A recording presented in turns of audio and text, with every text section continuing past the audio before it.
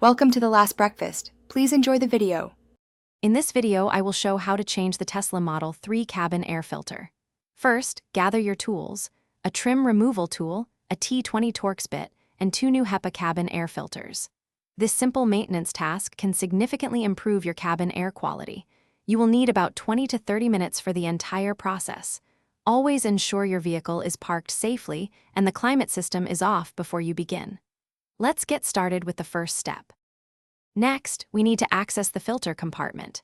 Begin by moving the passenger seat fully rearward and removing the floor mat to give yourself ample working space. Then, using your clip pry tool, carefully release the push clips securing the footwell cover. Disconnect the 2 electrical connectors and move the footwell cover aside. Finally, use a trim tool to carefully release the right side panel from the center console, working from top to bottom. Now, for the actual replacement.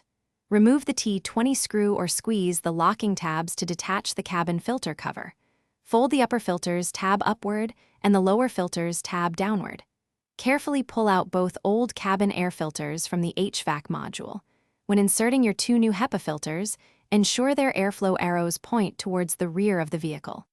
This is crucial for proper filtration and system performance. Slide them in one by one until they are fully seated. Finally, let's reassemble everything.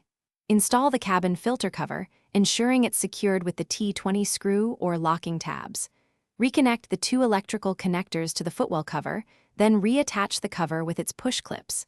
Align the right side panel with the center console and apply pressure until all clips are secure. Replace the passenger side floor mat. Turn on your climate control system to confirm proper airflow and listen for any unusual noises. You have successfully changed your Tesla Model 3 cabin air filters. Thanks for watching. If this was helpful, leave a like and consider subscribing. See you next time.